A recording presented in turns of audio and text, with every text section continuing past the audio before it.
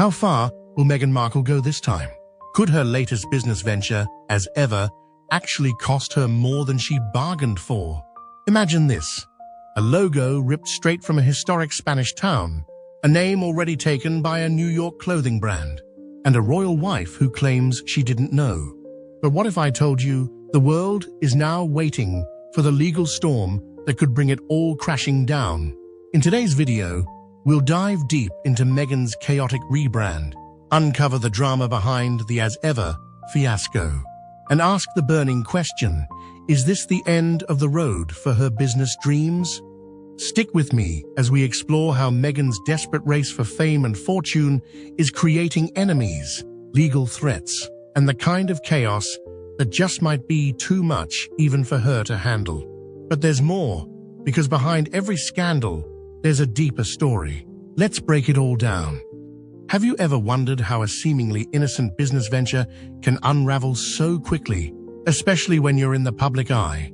Meghan Markle, with all her fame and resources, is no stranger to controversy, and yet, somehow, every time she attempts to carve out her own path, things spiral out of control. But how did as ever, her new brand, end up embroiled in a legal mess? Let's dive deep. Imagine you've spent years building a reputation, working hard to launch a brand that represents who you are. You've dreamed about it, strategized, and then, just when you're ready to take the plunge, someone swoops in, taking the name you've spent so much time and effort on. Sounds like something out of a movie, right? Well, that's exactly what happened when Meghan Markle launched her new brand, As Ever. The problem? As Ever was already a name claimed by another business, a New York clothing brand that has been in operation for over a decade.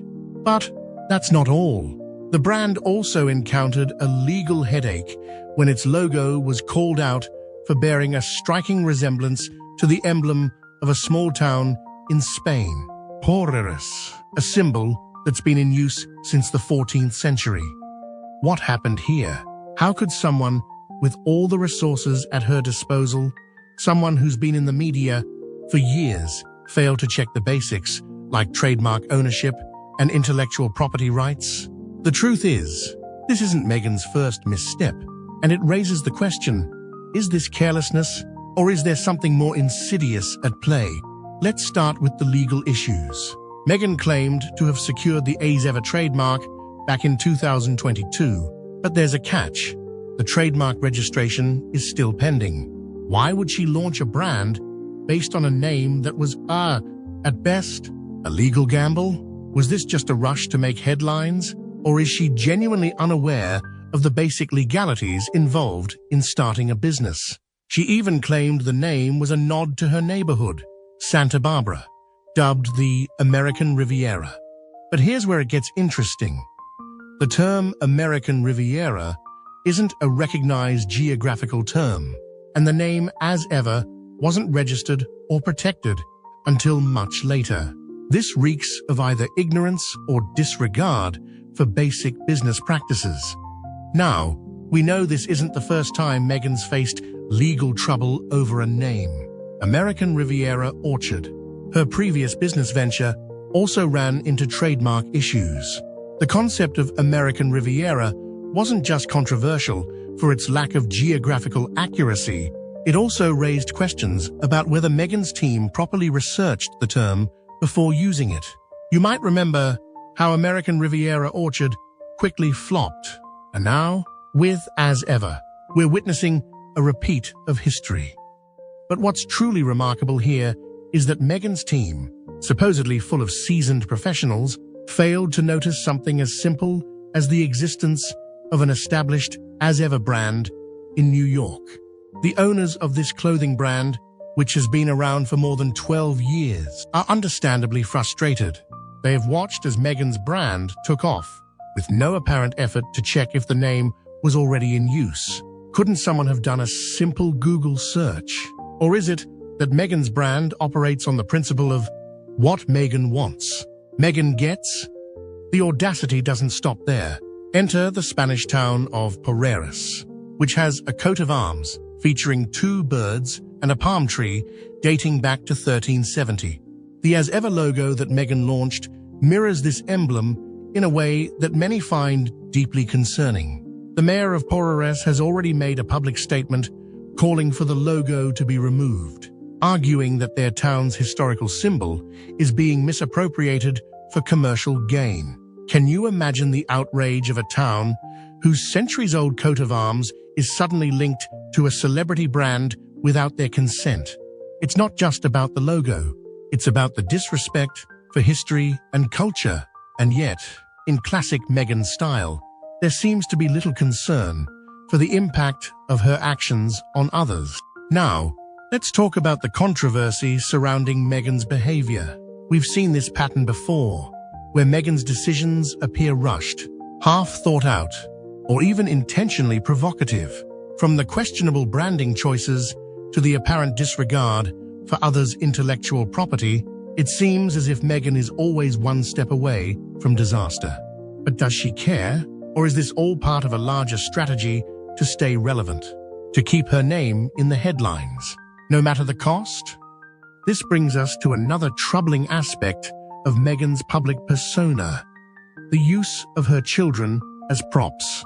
For years, Meghan and Harry have been vocal about wanting privacy for their family. But in recent months, Meghan has been posting increasingly staged and curated moments with her children, images of them baking heart-shaped strawberry jam with perfectly matching pajamas. The children, in these moments, seem less like children and more like carefully placed accessories in a well-orchestrated PR campaign. Is this a mother simply sharing her family's life with the world? Or is this another attempt to use her kids as a means to sell a story, a brand, or an image? And yet, some would argue that this is the reality of modern celebrity culture. In today's world, privacy is often sacrificed on the altar of fame. The question is, how far is too far? How much of their lives should these children be expected to share with the world? And what does this tell us about Meghan's true motivations? Is she trying to build a brand, or is she simply trying to sell us the idea of a perfect family life, one that she can manipulate for her own gain? But let's not forget that Meghan isn't alone in this mess. Harry, too, is complicit in this narrative. His involvement in the video and his apparent lack of opposition to Meghan's business ventures show a man who is increasingly marginalized in his own life story. This is a man who once stood firmly for privacy, but now seems to be dragged along by Meghan's ambitions, even as he faces his own struggles with mental health and public perception. It's worth reflecting on how Meghan's actions have been received by the public. Some believe she's a visionary, pushing boundaries and carving out her own path in the world. Others see her as a grifter, someone who uses her royal connection and celebrity status to manipulate the system and profit off of it. When you look at her track record, the Tiggy Marseille, American Riviera Orchard, archetypes, and now, as ever, it's hard not to wonder, is Meghan really a business mogul, or just someone constantly failing upward? Is it possible that the real story here is not about Meghan's business ventures, but about her relentless need for validation? Every misstep, every mistake, seems to be part of a larger narrative of Meghan fighting for relevance in a world that is often ready to discard her. And perhaps that's the most troubling thing of all. It's not about the failed businesses or the legal challenges. It's about the fact that, despite all the evidence to the contrary, Meghan continues to think she can outsmart the system. But the system, as we've seen, doesn't always play nice. So, what comes next for Meghan Markle? Will she face the legal consequences of her actions? Will her brand collapse under the weight of its own contradictions? Or will she find a way to spin this latest scandal into a win? Only time will tell.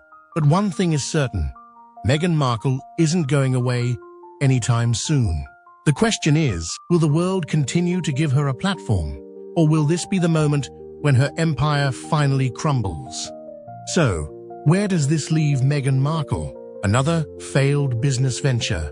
another legal challenge, and another round of controversy. From, as ever, to American Riviera Orchard. It seems that every time Meghan attempts to carve out her own identity, she ends up tangled in a web of missteps. Whether it's the logo controversy, the trademark confusion, or the questionable use of her children for brand promotion, it's clear that Meghan's journey is far from smooth sailing. But what do you think? Is Meghan simply a victim of circumstances, or is she really just a master at creating drama to stay in the public eye? Will these controversies catch up to her, or will she continue to spin them into opportunities for fame and attention? I want to hear your thoughts. Do you think the Spanish town or the New York brand has a case? Should Meghan be held accountable for her actions, or do we just need to let her go? Drop your comments below, and let's get a conversation going. And if you haven't already, make sure to like, subscribe, and hit the notification bell so you never miss an update. We've got more royal breakdowns and in-depth discussions coming your way, and trust me, you won't want to miss them. Join the community. Stay informed.